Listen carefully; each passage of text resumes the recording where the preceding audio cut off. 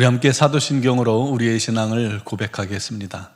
나는 전능하신 아버지 하나님 천지의 창조주를 믿습니다. 나는 그의 유일하신 아들 우리 주 예수 그리스도를 믿습니다.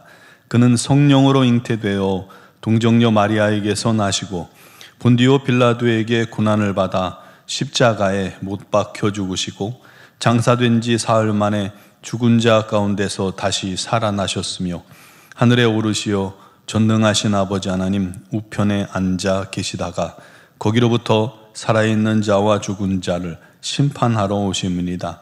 나는 성령을 믿으며 거룩한 공교회와 성도의 교제와 죄를 용서받는 것과 몸의 부활과 영생을 믿습니다. 아멘. 찬송가 270장 찬양 드리겠습니다.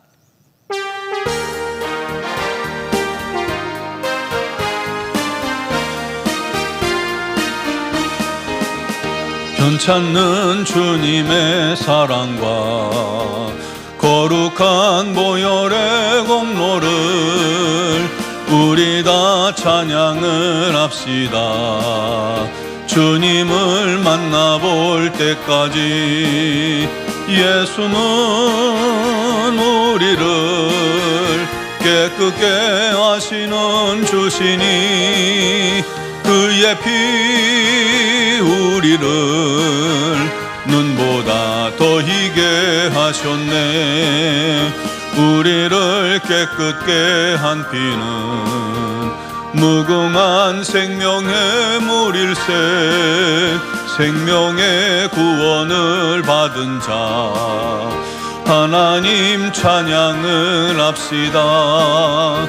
예수는 우리를 깨끗게 하시는 주시니 그의 피 우리를 눈보다 더 희게 하셨네.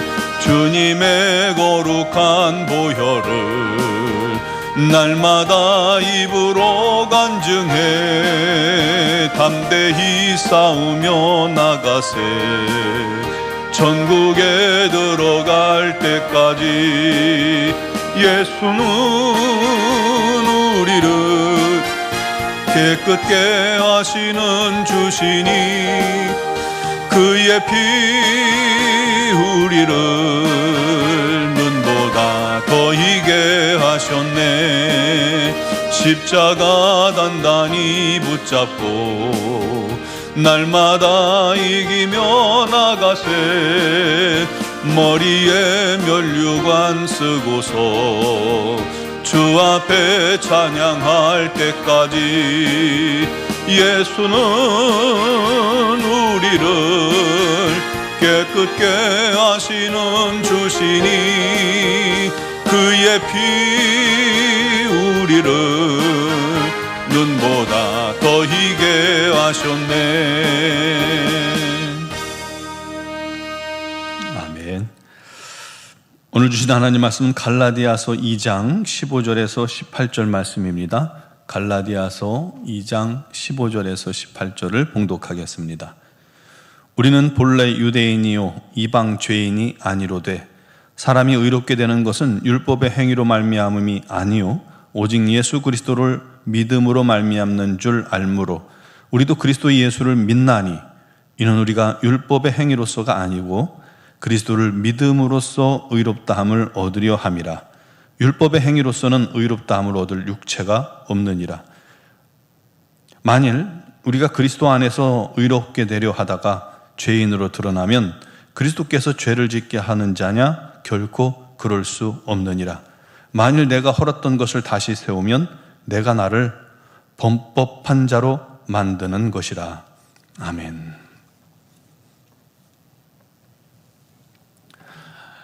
(1859년) 프랑스 출신 고기여사 찰스 브론디는 세계 최초로 나이아가라 폭포에서 외줄 타기에 성공한 사람입니다. 그는 18kg나 되는 무게의 그 장대, 긴 장대를 들고 균형을 잡으며 폭포를 건너갔습니다. 그리고 맞은편에 도착했을 때 초조하게 지켜보던 많은 관중들의 박수와 환호성이 터져 나왔습니다. 그 후로도 그는 뒤로 건너는 것, 또 눈을 가리고 건너는 것, 자전거를 타고 건너는 것 등 다양한 방법으로 폭포를 건너게 됩니다. 마지막으로 그가 관중들을 향해서 이렇게 소리쳤습니다. 내가 사람을 업고 폭포를 건널 수 있다고 믿습니까? 그러자 사람들이 믿습니다 하고 대답을 했죠. 그때 그가 또 말하기를, 그럼 내 등에 업힐 사람 한 사람 좀 낳아주세요. 있었을까요? 아무도 없었습니다. 그때 블론디는 한 사람을 지명하며 당신은 나를 믿습니까? 하고 물었고, 해리 콜코드라는 남성은 예 믿습니다 하면서 그의 등에 기꺼이 업혔습니다. 남자를 등에 업은 블론디는 신중하게 한 발 한 발 내딛기 시작했고, 그리고 마침내 안전하게 폭포를 건너게 되었습니다. 그런데 사실 그의 등에 업힌 콜코드라는 남자는 이 블론딘의 매니저였습니다. 그가 업힌 이유는 몇 가지로 우리가 생각할 수가 있을 겁니다. 첫째는 내가 안 하면 청중들은 실망할 것이고 비즈니스는 끝이 날지도 모르겠다 하는 계산적인 그런 행동일 수도 있을 겁니다. 근데 사실 좀 희박하지 않을까요? 두 번째는 블론딘의 줄타기 재능을 신뢰했기 때문일 것이고, 또 세 번째는 매니저로서 그동안 그를 지켜본 결과로 얻은 지식 때문에 내가 지켜보니 안전할 것 같다는 지식이 있어서 업힐 수도 있었을 것이고요. 네 번째는 그는 블론딘의 줄타기에 대한 열정과 철학을 깊이 이해하고 공유하고 그와 정신적으로 일치됐기 때문일 수 있습니다. 감정적으로 일치되고 상호 깊은 신뢰와 이해, 가치관을 공유하는 아주 고차원적인 신뢰에 도달하면 기꺼이 등에 업힐 수 있는 것이죠. 아마 네 번째가 아닐까 그렇게 생각을 해봅니다. 신뢰의 사전적 의미는 굳게 믿고 의지하다라는 말입니다. 단순히 믿는다라고 말하는 것은 어렵진 않아요. 내가 당신을 믿습니다. 내가 하나님을 믿습니다. 당신이 줄을 건널 줄 믿습니다. 하는 건 어렵지 않아요. 하지만 콜코드처럼 신뢰를 바탕으로 상대에게 전적으로 의지하는 행동을 하려면, 실제 하려면 그의 진정성, 태도, 역량, 또 경험 등 다양한 요소에 대해서 전적인 믿음이 있어야 가능한 것입니다. 여러분, 우리에게 요구되는 믿음도 바로 그런 전적 신뢰에 바탕한 믿음입니다. 많은 성도들이 하나님을 믿는다고 고백하지만요, 실제 삶 속에서 하나님을 전적으로 신뢰하고 하나님께 자신을 온전히 맡기고 하나님 등에 업히려 하지 않는다는 것을 우리가 많이 보게 됩니다. 여러분, 구원은 믿음으로 얻지만 그 믿음도 구원에 합당한 믿음이 필요한 겁니다. 유대인들은 자기들이 선택된 민족이라고 믿었죠. 자기 민족에게만 구원이 있다라고 생각했어요. 그 증거가 바로 하나님 주신 율법입니다. 하나님께서 율법을 주셨으니까요, 모세를 통해서. 그러므로 율법을 순종할 때 구원받는다는 생각이 조상적부터 뿌리 깊게 자리 잡고 있었던 겁니다. 그런데 문제는 바울의 고백에서 드러납니다. 16절 말씀에 사람이 의롭게 되는 것은 율법의 행위로 말미암음이 아니요 오직 예수 그리스도를 믿음으로 말미암는 줄 알므로 우리도 그리스도 예수를 믿음으로써 의롭다함을 얻으려 함이라. 율법의 행위로는 의롭다함을 얻을 육체가 없느니라. 이게 바로 바리새인 중에 바리새인이었고 율법을 완전히 지킨다던 바울의 고백입니다. 율법으로는 안 된다는 거죠. 왜요? 율법을 주신 목적이 우리의 죄를 깨닫게 하시는 것이었습니다.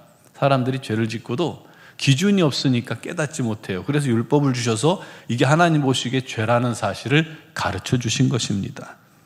그를 통해서 구원을 주려 하는 목적이 아니에요. 율법이 구원이 아니에요. 율법을 지키면 하나님 뜻 안에 서고 하나님께서 주신 복 안에 서는 건 맞지만 그를 통해서 구원 얻을 육체는 없습니다. 게다가 율법을 온전히 준수할 사람은 아무도 없습니다. 안 되니까 바리새인들도 결국은 하려다가 안 되니까 외식하는 자가 되었고 율법을 흉내내는 자만 된 겁니다. 그들은 자기들이 천국 1순위라고 생각했지만 주님은 그들을 향해서 격하게 진노를 쏟아내셨습니다. 행위로는 구원 얻을 육체가 없다는 것을 깨닫게 해주신 것이죠. 구원은 오직 예수 그리스도를 믿는 믿음으로 말미암아 우리에게 주어지는 하나님의 선물입니다.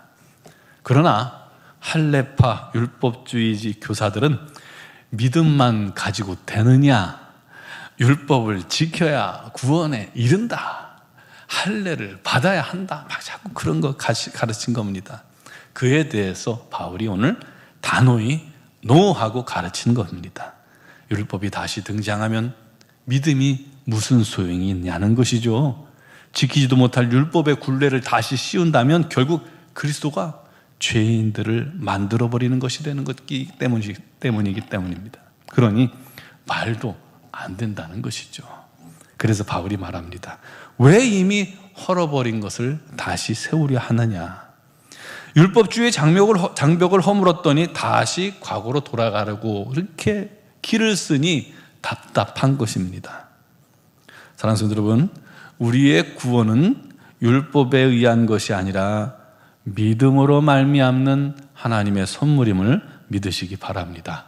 단 우리의 믿음을 점검해야 할 필요가 있습니다. 주님을 온전히 신뢰하고 주님을 향한 전적 믿음이 중요합니다. 주님이 나의 주인으로 오시지 손님으로 오시는 게 아니에요.